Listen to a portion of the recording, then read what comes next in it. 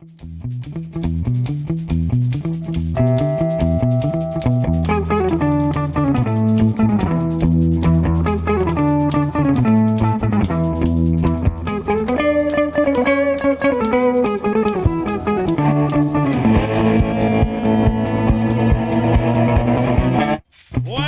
to Raw Sportscast. My name is Scott Harrigan, and today we have Erich Eichhorn from All Sports Media.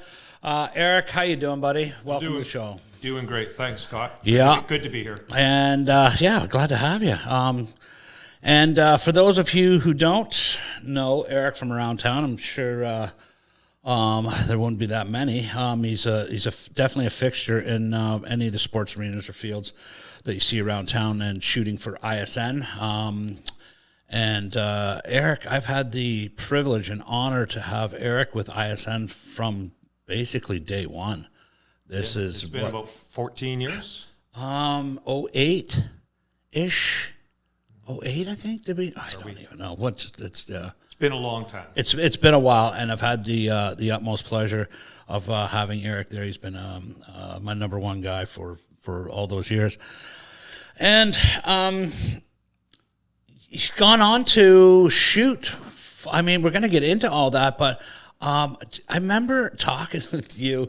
When was that? When we were talking, and I probably had a few drinks into me or whatever, but we started reminiscing about some of your credentials and lanyards and stuff, and you have a bag at home. Yeah. As the years have gone on, I wanted to make sure that I could at least have something to remember those special experiences, and every one of them that I get the opportunity to attend and shoot and cover through independent sports news is a memory in itself. So I like to hang on to those just as memories, and perhaps maybe one of those days they'll go into a great big letterbox or frame as a reminder. Yeah. That's I remember I was shocked. Honestly, I'm like, well, I don't even fucking remember you going doing them. Like some of the rugby ones, and but I think I can speak for you. Or I'm going to anyways. You know what I'm like. Seattle has to be your top one on there. Yeah. You're not in Kansas anymore. This isn't Starlight Stadium. You are at the stadium. As stepping into the NFL spotlight, CenturyLink Stadium as it was then, it was both enlightening and educational. Definitely educational. It was great to be on the big field, so to speak. For those of you that are not Seattle Seahawks fans, may otherwise say otherwise, but nonetheless, it's. But you don't even have to be a fan, do you? Just to be in that, like, that's NFL. That's the top of the bus. You know exactly. If it really wouldn't have mattered whether it was, I hate to think of it, Seahawks or not, but it didn't matter who was on the other side of the field with the Seahawks. It was just the fact of being there, exactly, and living the experience, which was great. Remembering them again playing against the Chargers, that was it was a fabulous day for that. That's for sure. I kind of recall you telling me that. You learned very early on that you put one of your cameras on the field and got scolded right away? Well, yeah, you get on in some age and the cameras start to get a little bit heavy by about quarter time, and start to put one of my handheld cameras down on the field. In the NFL, and at least with Seattle Seahawks, photographers are forbidden, told where they and how far they can kneel to the field, and those things. Well, I wasn't told that I couldn't put my camera down, so I was. It didn't take long for me to learn that. Wasn't someone right there? And it, everything is a learning experience, and rightly so. If you know, if you're not ready to get out of the way from somebody being blocked out of bounds or running out of bounds, well, obviously they're going to be tripping over equipment, right? So when you got to get out of the way, then that means your equipment goes out of the way as well. So, but you were right there on the side, like you were right there. This was. Oh, I was right there with I don't know how many other dozens of photographers covering it. Yeah, well, we're kind of a big deal, Eric. We were right there with the TSNs and TSNs, ESPN, all the national U.S. syndicate. Yeah. Well, there's no denying why I had called ISN because if you say it fast enough, it sounds like TSN. So if you say, what affiliation are you from? You say, ISN. TSN? You go, yeah. Now I'm going to pretend that they didn't hear me, and I'm going to pretend that I didn't hear them. The emphasis is always SN. Exactly. No, you hit SNN hard. You just kind of brush over the I. That's all. That's right. This is SN. Yeah. TSN, and then you're very adamant. Go, yeah. So yeah, it's some and that has worked before. I'll tell you right now. I've never used that. No, you don't have to. It's already done before you get there. How the fuck do you think you got there? But that was one of the experiences. I think another one that you had was some rugby stuff. We're in Vegas and other stuff. Yeah. Like I couldn't. I when you were reading out your lanyards and your credentials, I'm like, oh yeah, that's right. So I've never been to these things. I don't even go around here. I don't even know where my press pass is, to be honest. But what was Vegas like? Well, you know, Vegas. First of all, Vegas obviously is Vegas, but having one of many sports passions in rugby, and in particular with sevens rugby. I wanted to follow the Canadian team and the rest of the world rugby for their Rugby Sevens World Tour stop, which was Vegas Sam Boyd Arena Stadium, I should say, before they come back up to Canada for the Vancouver Sevens. And I did that for 4 years. It was such a good time. You know, whenever and not to take anything away from Canadian sports, but of course sports in the U.S. is on such a bigger stage. Yeah, for sure. You know, and when you are filling any U.S.-sized stadium with 80,000, 75,000, whatever, 50, 60,000. Some of them with a few beverages already in them. Oh, why not? It all adds to a great experience in itself. No different than Seahawks field level and fans cheering for their favorite teams. The energy is definitely infectious and really makes a special place.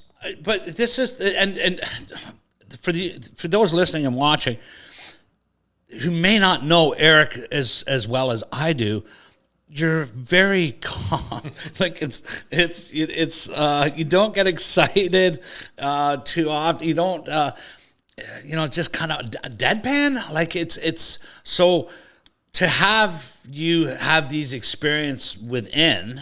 Mm-hmm. Right, and it's that's the kick I get is the fact that because I've been to many games that you've been at, and I'll see at the sidelines, and I'm having my beers with my buddies, and I'll tell you a story real quick what just happened recently with Eric and my buddies, but you won't even talk to me.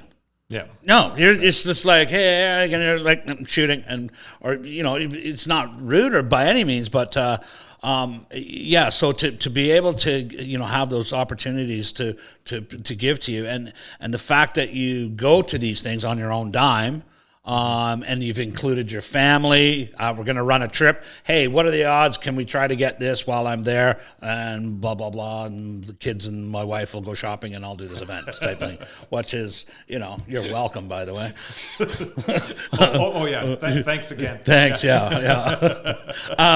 But it goes to show that when you're shooting locally, starting, just shooting pee-wee football, girls, when we first started out in '08, like doing all these little games to then progress all the way through up until, I remember the first time sent you to the BC Lions. Yeah. It's like, oh shit, this is a big deal. And it is a big deal. But to experience it, it's kind of cool to have you be able to take that in and learn your craft, because you have a job. Yeah. You have a day job. You have a family. Yep. You have a wife. You have kids. This is a hobby, and you can tell by the camera gear we're going to get into that it's a bit of an expensive hobby on top of that. It is not one for the week of pocketbook. No. Yeah. So that's cool that we can do that. But let's switch gears a little here, and let's get into some of your gear here. Like, what's the base body? Like, because I know, again, that's not your only one. No, I have 4. 4 of those big boys there. Can you pull that up and pull that closer to you? 4 of the big boys here. This being my main right now is a Canon DX. Okay, and this is its second iteration. I have my first iteration of this, and of course, when you start to shoot with the higher end sports, professional sports, of course, you always want to. You're hoping that your pictures are going to be like those that are already established, and in order to if you want to call it compete or be able to compare to those that have been in the business for a long time, you always are looking for that next step on it there. And yeah, in order to do those, you have to have that gear. But you're at that. You've already changed that next step. Like, there's not too many more bigger things. There's lots to shoot, but you didn't start off with that body. Like, yeah. What did you start off with, or did you? Well, to those that are sort of camera savvy, and first of all, I'll say my first, and I'm proud to say that I never forget the first.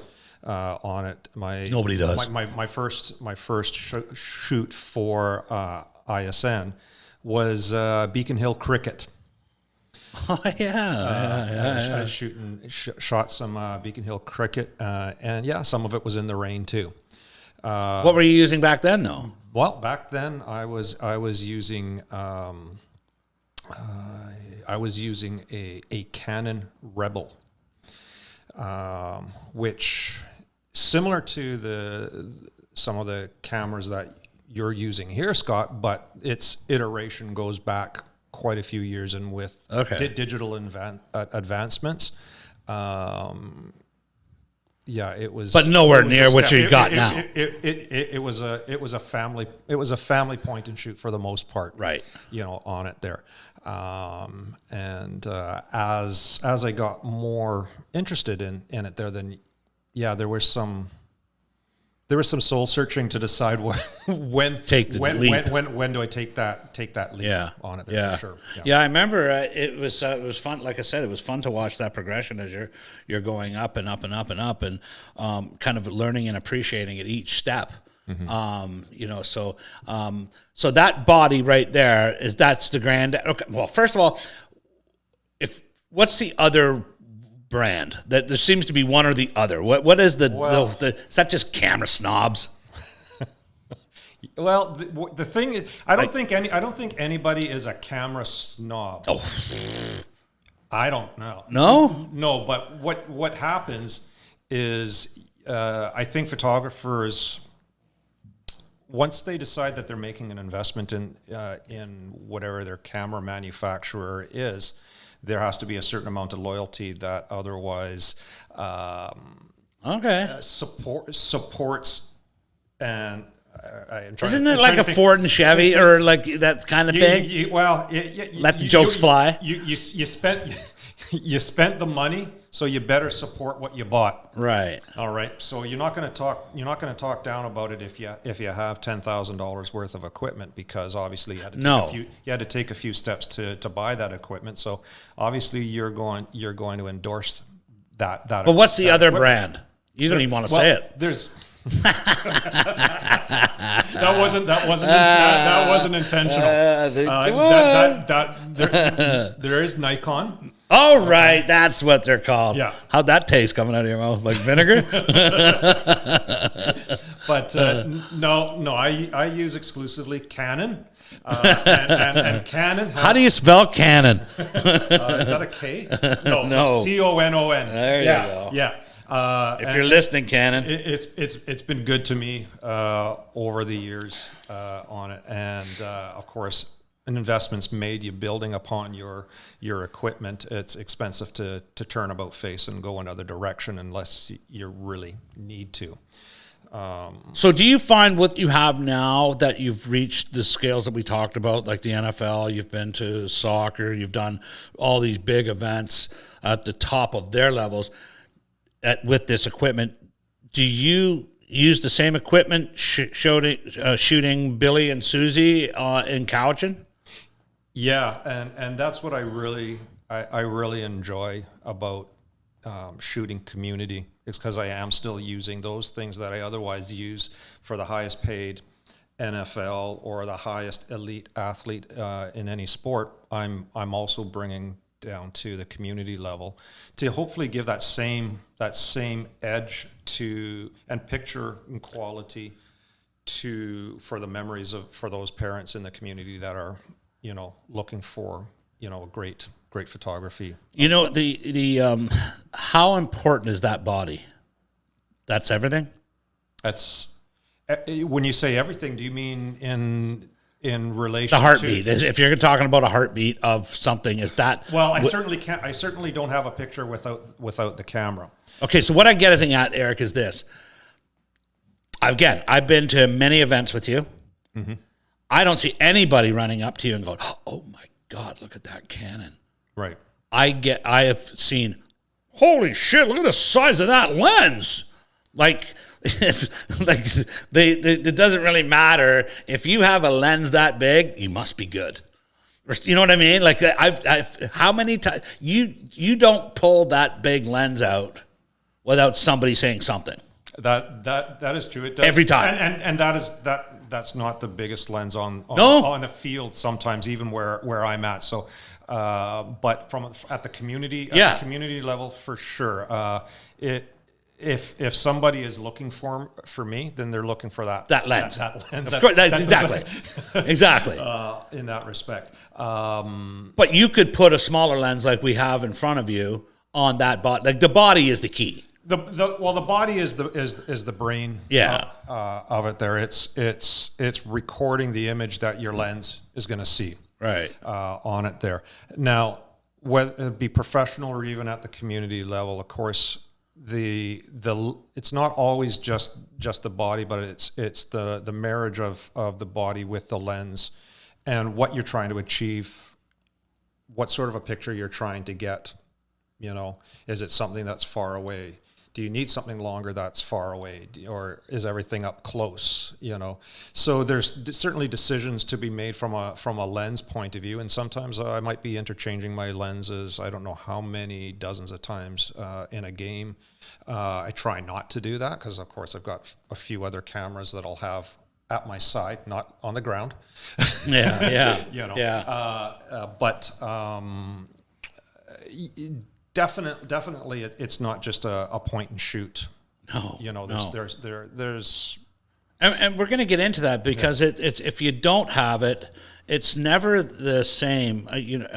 Just by doing this for as long as we've been doing this, it's the glass is dirty, or this is that, or there's always something that makes you go, oh, okay, I have to get away from this spot and shoot over that obstacle or that whatever. So I better use that. Like it's never, and you're only going to learn that over the time. If you don't have the equipment that you have, you're pretty much stuck on that spot. Your equipment will dictate how much latitude you have to shoot any sport. Whether it be your field access that doesn't allow you to get as close to the action, or maybe you don't want to be as close to the action because of the type of sport that it might be. Rules and regulations might not allow you to be as close. So you kind of have to be prepared for everything, including lighting. Lighting, yes, huge, right? Lighting is all important. And these days with cameras, as they come out, they all come much better sensors so that you can shoot in that lower light. However, your lenses have to be equally as good to capture that light. Otherwise, the camera will react slower. Right. Okay. So on the smaller lenses, another thing I think is interesting, what I've learned from you, again, over the years, is there's a difference between if you're shooting a men's game, let's take rugby. Okay. And I believe you told me one time you have to learn the difference between shooting a man's game at Starlight Stadium or whatever that stadium was called before in the West Shore, Starlight now, but and between that and a woman's game. You would stand behind the goalpost shooting a man's game because they typically go right up the middle, right up the gut. And to get these shots, you can't really be to the out, where the women predominantly try to spread out and do the more running game and the outside. So being on the sidelines to capture that is something that you've picked up and learned, that to get certain shots, that's what you do. Well, is that still? That I don't think that's as much the case now. I think.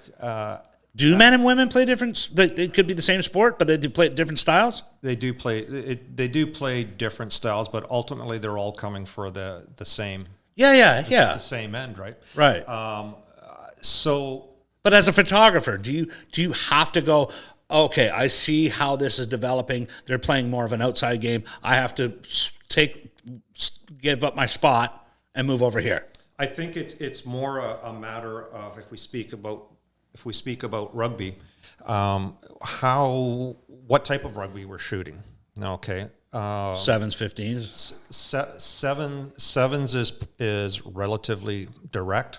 So you, once again, depending upon what you have for your equipment.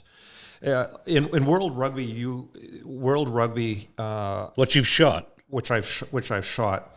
Other than the World Rugby photographer, nobody's allowed on the sidelines. Oh, okay. Okay. You're only allowed to, and you're relegated to one corner of each end zone on it, because typically they'll have also national, international TV and recording happening. Did you tell them you were with ISN? And did you? Fortunately, I never had the opportunity to have to talk with any of the. Because remember, just drop the eye. I'm not standing up in the middle of the camera on the game-winning try. Yeah. Okay, but the interesting. So with rugby sevens, it's relatively direct. If you're shooting 15s, then there's a little bit more side game to it. So depending upon the angle that what you're trying to shoot, if you're looking for that interaction between multiple players, you try to be more off to the side, or at least I try to be more off to the side, so that you fit more players into the field of view. What are you trying to?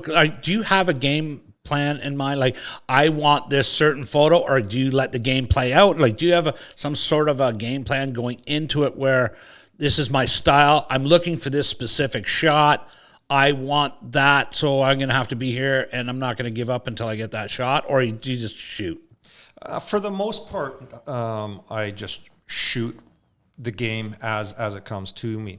Whether shooting for ISN, or if I'm contracted, as I have Many times, yeah. contracted in the past with Rugby Canada, those that are contracting you and are looking for specific photographs and will give you a hot sheet of images that they're looking for. So you're looking first to fulfill your Obligation, your contractor's requests and obligations to them, and give them what they need, and then from that point, everything else is kind of filler on it. But if I'm shooting something for, say, for ISN, unless I'm otherwise told, okay, this is a person's last game, or of their career, something that, or my drunk buddies are there.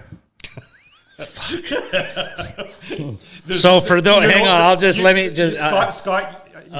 You never have a shortage of friends. No, I know. I'm drunk friends to boot. So this, oh God. So this happened. I get a text message I at home, and I live out in Yubo, and I get this text message going, "Hey," and it's Nobby, and I it's the first time I talked to Nobby in 4 years.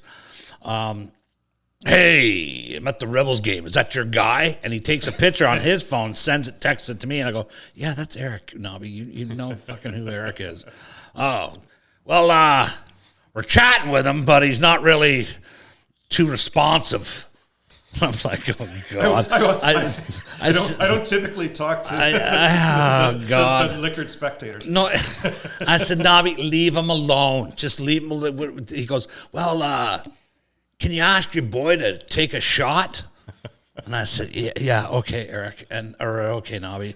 And I text Eric and I said, hey, I hear you're at the Rebels game for the alumni. Those idiots behind you are my buddies. And before I could even, you were like, no, I already turned around and shot.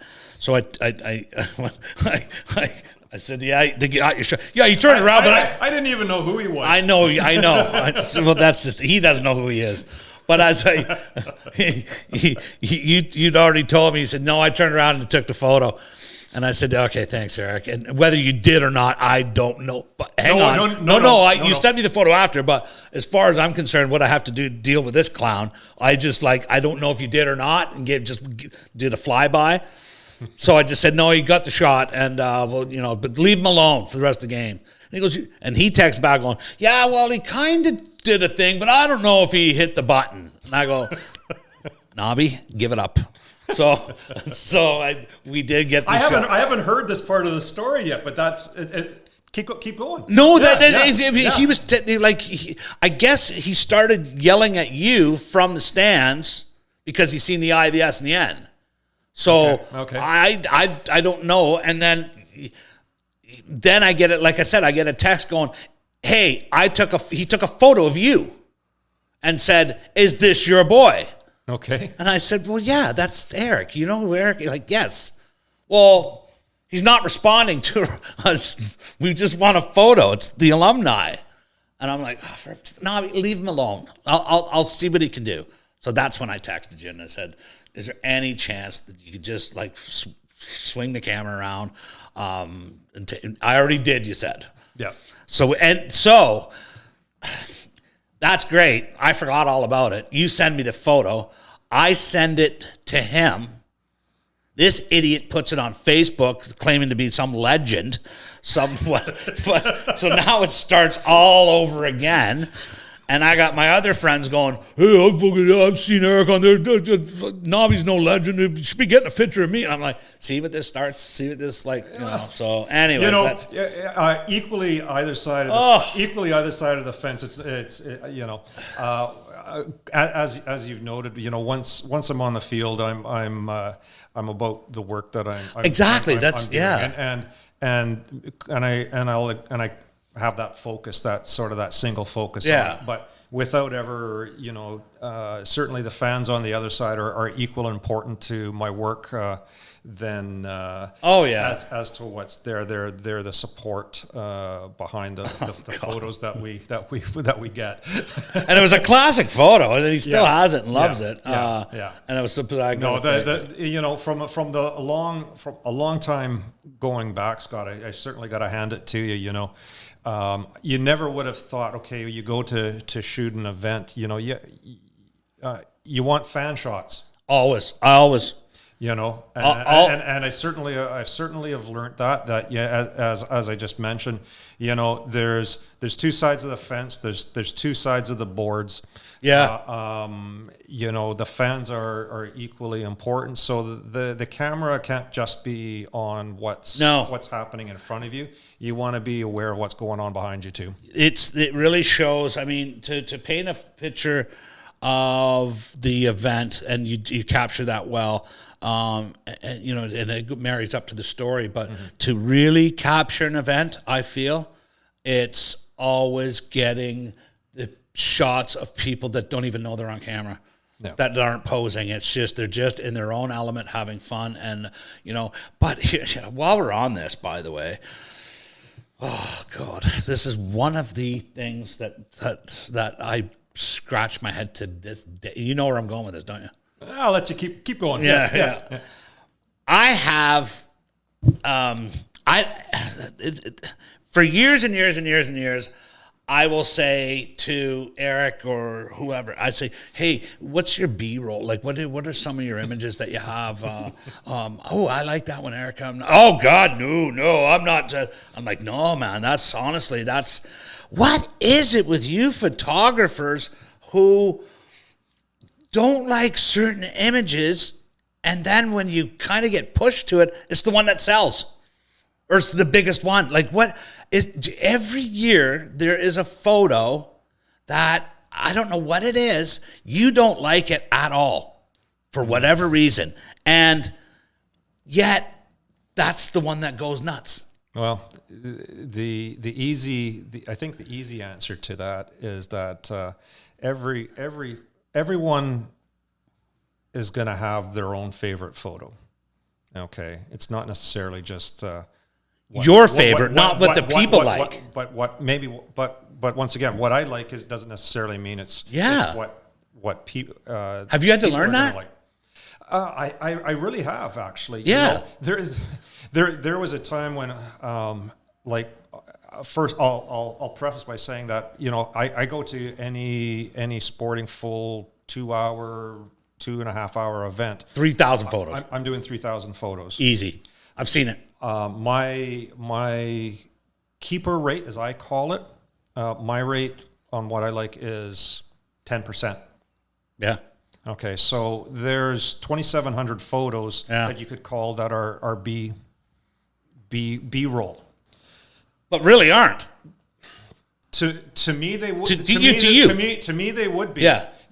But everybody's looking for something different, and my eye is going to be different from maybe the photographer's eye that's beside me, or that spectator that's looking at them. So what I instead of throwing out, deleting as it is now, really 2,700 photos, my hard drives are archived, and 100%.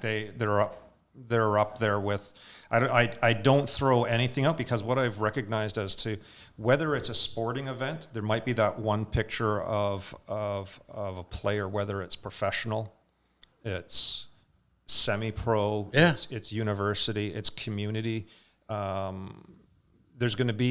may be a photo there that somebody is looking for at some time in archive, and what I learned, especially through community and doing a lot of the community sports, is that there's that progression when you start shooting kids from a young age, and they're working their way up, and all of a sudden they're high school, and then before you know, it's weird. They're there. They're not even the fact that someone might want to have or purchase those photos, but to be able yourself to see that progression. Yeah. For me to say take a a picture of Andrew Harris, who's obviously those that are fans of CFL and Winnipeg Blue Bombers and VI Raiders. You know, You can say it. We get You can pictures. say it. That's a tough one. Is that like Nikon? I won't go there. We're not a bunch of homers here. It's Island Sports News, Eric. Anyhow, being able to get a picture of that person at that level, and then to find that he's exactly one of, if not the greatest running back the CFL has seen. 100%. Has that, to get that picture of a WHL player who's now playing NHL. Well, that shows the longevity we've been here.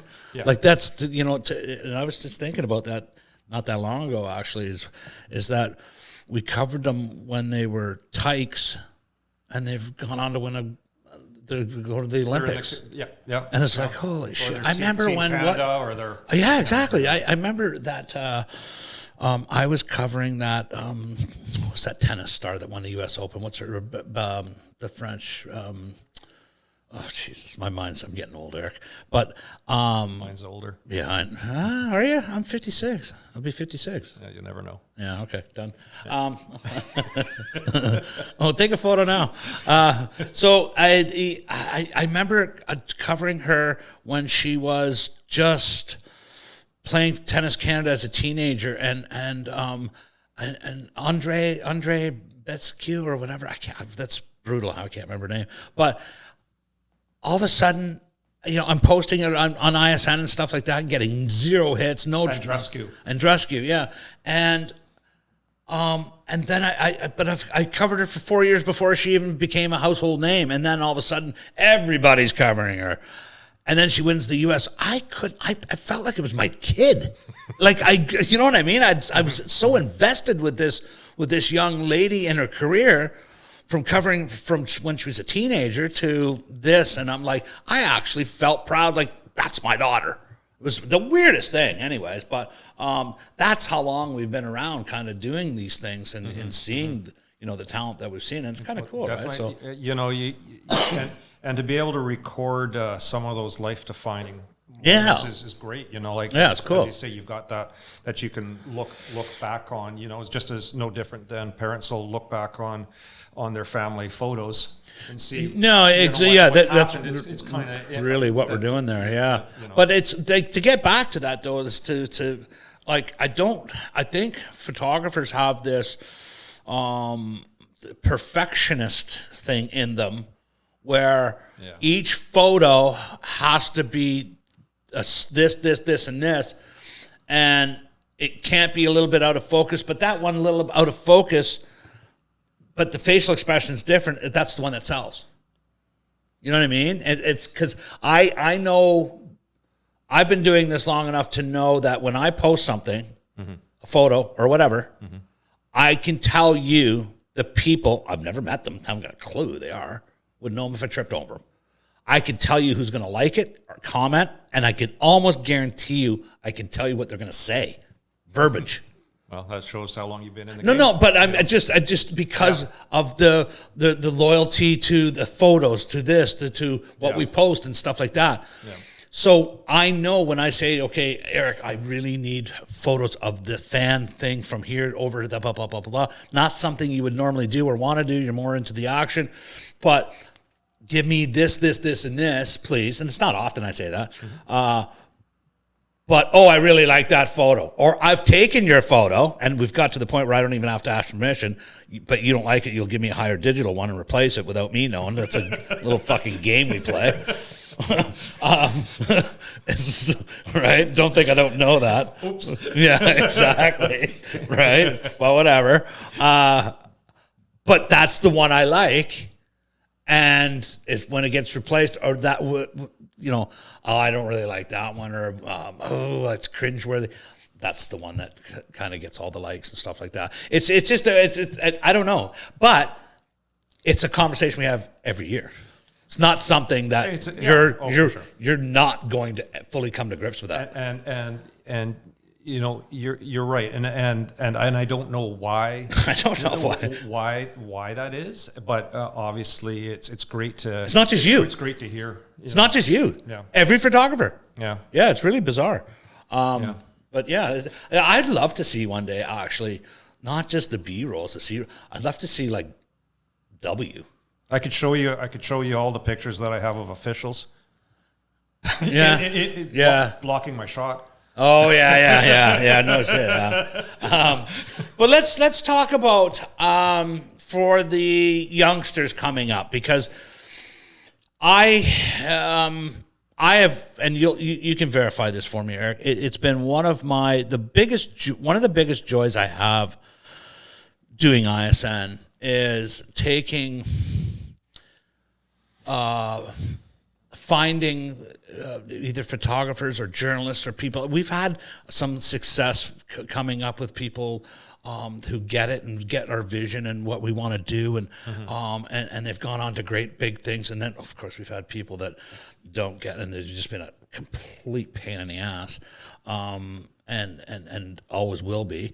But one of the things that I truly enjoy the most doing this in photography and stuff, and having you being the senior photographer coaching these people that we find, is the fact that they never would have been found. You know what I mean? They never would have had that push, and that's probably the most proud thing that I can, and we've had people that we, over the years and stuff. And I do remember a story. I can't remember what event we went to, but it was years ago. And I just don't even know. But there was this young girl. Do you remember this? There was a young girl, and she was really introverted. And this not just plain, like nothing, you wouldn't even have a second look, but she was getting bullied. Do you remember that little girl? And it's talking to the mom like she's not into sports or this. No, I don't actually. It's okay. funny. Well, I don't. And I don't. It was years and years and years ago, but she was bullied. Okay. And just made fun of and stuff like that. And that's when, remember the pink shirts and all that stuff came out years ago, like whatever, like stop bullying, and it was a big deal, and shit, as rightfully so. And I said, she should get into sports, and and she go, no, she's really not coordinated. She's like her mother, and I'm, it's a fall just standing there. And I said, what about photography? And you were over on one of the side. Where the fuck was that? Anyways, as it turns out, she got into photography. And I thought nothing of it. I didn't know that she did. And I got an email later on from the mom with a photo. And I'm like, why is this sending me a photo of this? Like, what's going on here? Like, was I married one time? Like, to you? Like, what am I getting this? And it was that girl, which I didn't even recognize. And she's walking up and down the halls like she owns the place. No more. Now players are coming up to her, asking her for a photo or this and that. So it's just one of those things, your niche, if you find it, and photography is given that back. But what would you say to people coming up now that are either going to think about it or going out shooting birds and at Goldstream, or want to get into sport? What is it that you would say to them? Look for your passion and stick with it. If it's something that you like doing, be patient with it. And you don't need the gear right away. No, definitely not. There's so much more to photography than gear.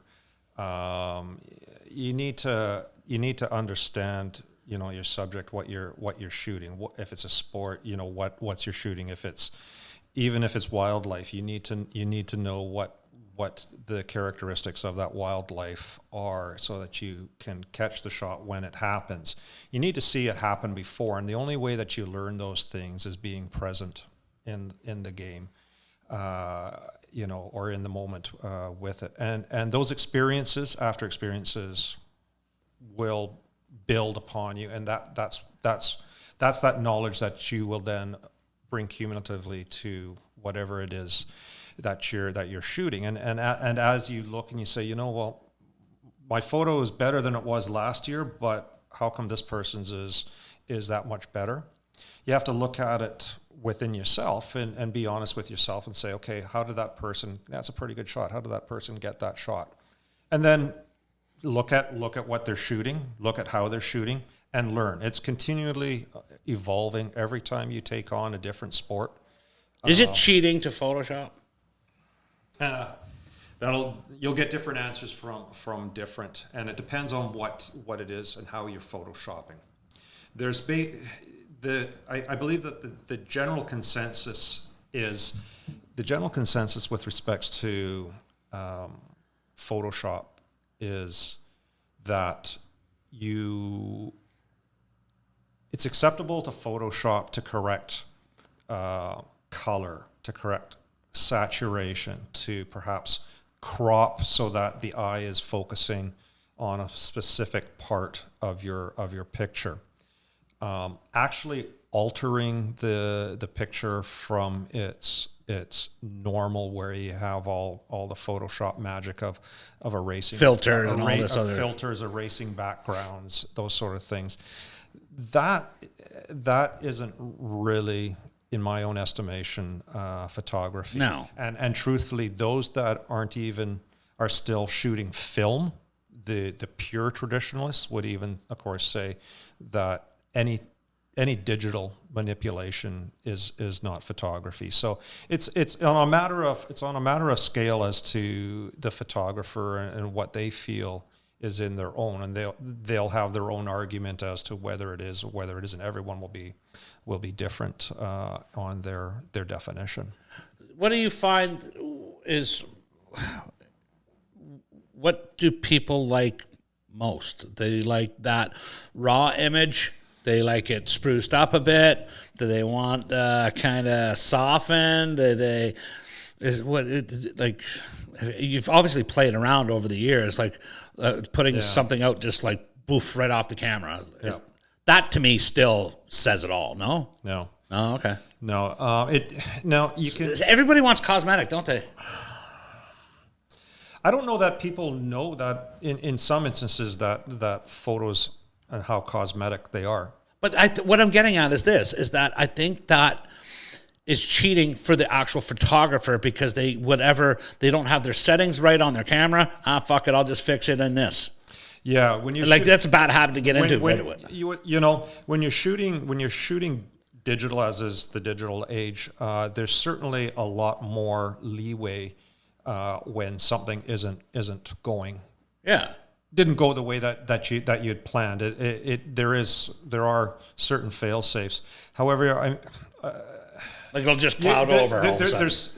There's still reason to get it as right as you can out of the camera, even if it is digital. At least in my own estimation. Well, isn't that the whole idea, is to learn the camera? Like that's saying like that body is the heartbeat. Well, yeah, you're right, but there's just so many settings to a camera, and you tweak them to what subject it is that you're shooting. And once again, as far as sports are concerned, depending upon what sport you're shooting, especially when you're shooting with higher end cameras, you're kind of dialing in your camera for that type of movement as well. What's the hardest sport to shoot?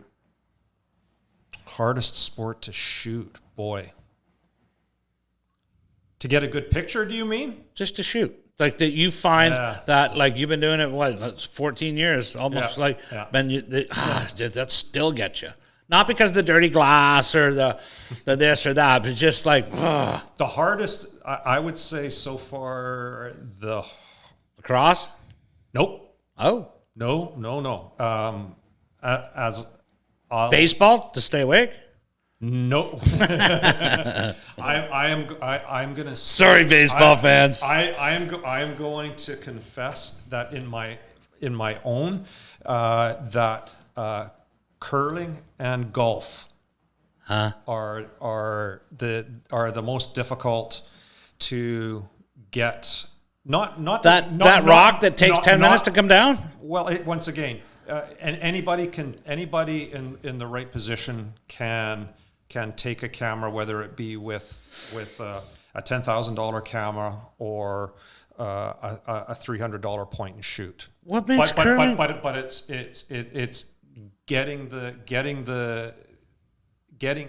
picture that is perhaps different from those. There's only so much action that you can get, say, in a curling match or in golf, before they become repetitive over and over. Well, that's why you have to shoot the figure, the skip, the third, the second. That is curling.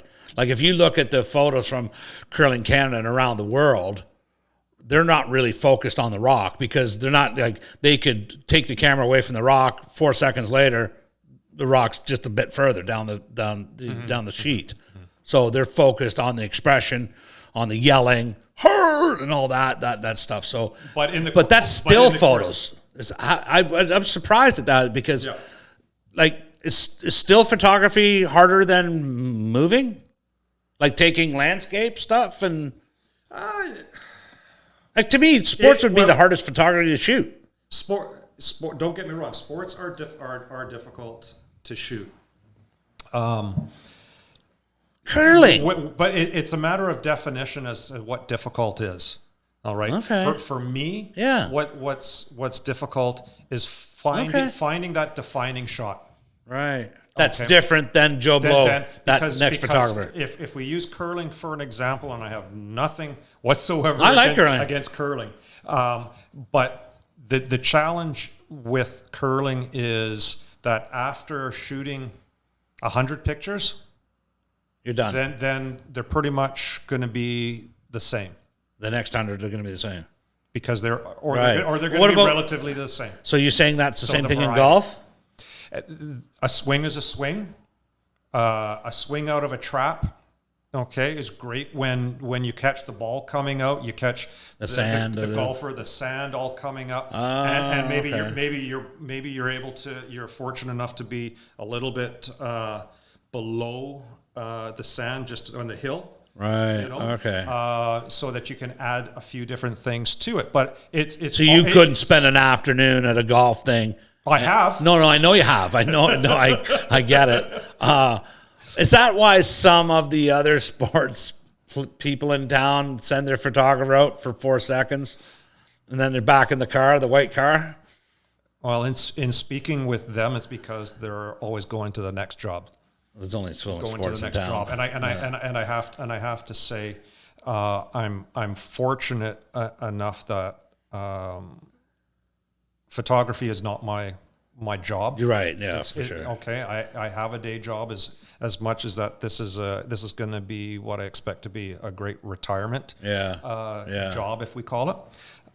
If I could call it a job, I probably wouldn't enjoy it as much as I do. No, true that. Yeah. I think I've said that a few times. Oh, yeah, lots. So, so to get, we're going to wrap it up here soon, but I guess your message to the kids, if you have to put up with criticism, and the other part is you have to people taking your images off. Like, I think what it is what I really want to get across to the people, Eric, is that given what I know and been with you for all these years and stuff like that, and your passion and your dedication and it being out in the fucking rain and the beating do you still have that big jacket too, by the way? Oh yeah. Okay. Yeah. I don't even know where any of my shit is. I use that quite frequently in the fall. Yeah, okay. Even rugby in the snow. I tried to get you. I tried to get you all these things for the elements, but I think what people need to recognize is that the dedication that Eric puts in, that I ask him, or these events to do, or stuff like that. Very rarely do I put out an email saying, "Hey guys, can we do it?" And every time I do, if I did it more, I wouldn't get the response, I don't think. But it's like, I will if you need somebody. And Eric's always been that guy that's done. And I go, yeah, I do need on this one. Even though it's a free site and it's, whatever. But the thing is that whatever he charges for his photos has nothing to do with me. Zero. I hope he sells 1,000 of them. don't take his photos off the web. Just don't. Just buy the fucking thing. $30. What are they, Eric? What are they now? $30, $25, 18. Yeah, and 8 by 10 is 25. Yeah, printed or digital electronic file. And the other part of it is that the shooting is the fun part. And all the young photographers have to realize this, and this is something I've learned is, that's great. You're there. Eric doesn't have to be there for the whole Royals game. He chooses to be there for the whole Royals game. Exactly. That's his little thing. He doesn't have to be there for the Rebels. He chooses to be. If he goes to an event, he stays. That's his little thing. But then he has to go home and edit these things. Yeah. That's not the fun part. No. Right? So shooting is one thing, editing is another. All for $25. I mean, honestly, but with getting it stolen and then putting it on the Facebook page as your profile picture. Every game time spent between game and editing is easily 7-8 hours. Yeah, 100%. Yeah, exactly. Right. And it's, but you have, over the years, you've accumulated some very loyal fans that buy photos every year, every Christmas, every this. Love everyone. And of course, and it's, it's amazing. And on the fan page itself on ISN, it's not that they like ISN because they like Eric. You know what I mean? So, and it works the other way. And so, but that's, I kind of want to get that out there, is that there's a lot of things that you don't see that I, over the years, have picked up on and appreciate more. So sports photography, to me, if it's done right, it's probably, I would think, one of the more fun things to shoot would be sports. 100%. Right? 100%. I think just the atmosphere, the everything about it, whether it's a 10-year-old boys and girls soccer game or this Wilson and the Seattle Seahawks. I think or the media spreads when you go into the more professional. Yeah. Didn't you do that golf thing up at Bear Mountain? I've done 2 of them at Bear Mountain. I did a seniors, and I did the first one, which was the Teleskins. The Skins game. Yeah. That's when Mike Weir, he was a bit of a dick, wasn't he? No? Do you remember that? That's when that guy said to couples, he goes, I'll bet you $100 I could put it closer. Remember? I wasn't there for that, no. Were you there for me falling in the bush when I was trying to take a pee on the hill? No, I was Thank there God. with Retief Goosen shaking the finger at me for starting to shoot in his mid swing. Oh, really? So I learned something on that one. Oh, really? I learned something on that hole. Okay. Was it Goosen or was it? It was. With me, it was Goosen. Of course, I don't forget the names. No, exactly. Yeah, no, that's true. But okay, Eric. Last word. What do you want? What's going on with All Sports Media? What's going on there?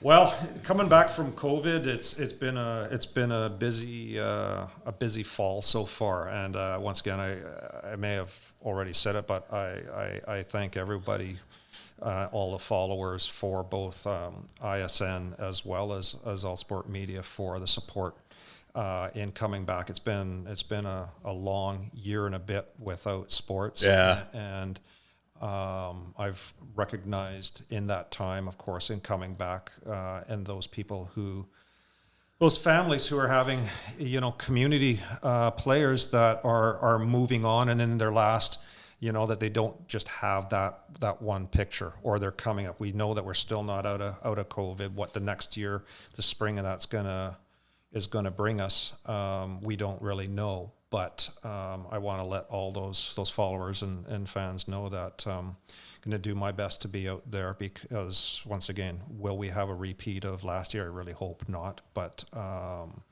should be there hopefully to cover those, providing that the provincial health orders allow games to be played. Absolutely. And didn't you just recently pick up a more solid gig with Camosun Chargers? Yeah, and I don't know if it's oddly or not, but being having some association with high school and Belmont Bulldogs, one of their the players' fathers who is representative in Camosun had contacted me about taking pictures for, I don't know what other internal issues may or may not have been going on because of COVID, perhaps. But yeah, it brought me on at least temporarily for the last 2.5 months. So yeah, so looking after all of the volleyball and basketball for Camosun. Yeah, and we'll see if that continues on. good for you, Eric. Proud of you for getting Thank some. Well, couldn't do it without you. Getting some accolades out there finally. Oddly enough, I got to say, you've done a lot for sports, in Victoria over these years, and it's fun. This my experiences and those experiences that I hope to create for those people in the community, and likewise wouldn't happen without you opening up those doors. Yeah, appreciate that, buddy. Yeah, no, so it's congratulations. Yeah, I think it's like it's you have to get it. The fact that we're like-minded when it comes to, it's not about the money, it's not about this, it's not about that. It's about just giving something that's and then thick skin on top of that, right? It's like, I didn't do this. It's a free site. Like there's always going to be that. I'm always going to have people, other photographers on the field. You're going to have other media. Are they petty? Are the photographers petty? Is it a I don't think I'll use petty, but I'll try to speak for myself. I'll speak, and hopefully others will agree, is that I think every photographer has their own sense of pride and in their own creativeness in it. Is there a jealousy? I don't know if that it's jealousy. I won't go so far as to speak. But it's cutthroat and say that it is cutthroat. When you're within Victoria. It's bigger, but it's still small. There are more and more photographers coming out, getting their cameras, doing those things, covering different things, going out there, as you know, with the other media outlets that come out and do their thing. So everyone is trying to find their niche in it, and I think the only thing that once again stands those photographers apart are those that have had that extra experience, that broad experience. It's one thing to certainly step out onto a community football field and stand there and take pictures but there's just so much more that goes on with, and that's only learned with those experiences. And we just just to be touching on that, Eric, is that what I find is self gratification right away. Like you want to take photos for a year and then boom, I want to shoot the BC Lions. Hey, well, there's some steps here we're missing. Like, maybe just. Shoot some local football some more, but I find that some of the photographers that are just starting out, they're just not patient enough to learn. Like there's so much you're gonna need to know moving forward, and there's so many little tiny things, and then having somebody willing to say, "Here, I'm gonna publish your stuff. I'm gonna put it out there, but keep in mind it's gonna get critiqued." Right, one or the other. So, that's kind of the thing there. It's like I remember there was I don't even know how long ago this was. Some other media company. We're at an event, and there's like every media person from those affiliations were there, and there was a tent with food, and I walked in, and all the media, every one of them were at one table. And there's me at my own table, and they're all looking down at me, all right? And I love that shit. I do. I live for that. And I heard the guy, because you're taking the piss out of media. And I said, hey, buddy, you don't need my fucking help. There's fucking enough of you over there that's doing that. You don't need my help, son. Yeah. So, I live for that, though. No different than say with media and those that are consider themselves media. They're all buddies. It's the same thing. When you talk about competitiveness in photography, there are going to be those that are consider themselves professional, and everyone will say that they're Oh, in yeah. some way, shape, or form that they're professional. But what the definition of profession is, each will give a different. We've never said that. No. We have never, not once have I said, I get embarrassed sometimes. They go, well, you're a journalist. No, I can't even spell journalist. Trust me when I tell you. Yeah. Like, no. Yeah. We are who we are. We don't pretend to be anybody else. No. Never have. No. And we just go out and do something that we actually genuinely have a passion for. And we always have. And we always have. Yeah. I'm not from here. No. I didn't play my sports here. Didn't go to school here. Got here late in life. Mm-hmm. And all of a sudden I'm doing the sports thing. And any one of you fuckers could have done it before I got here. But you didn't.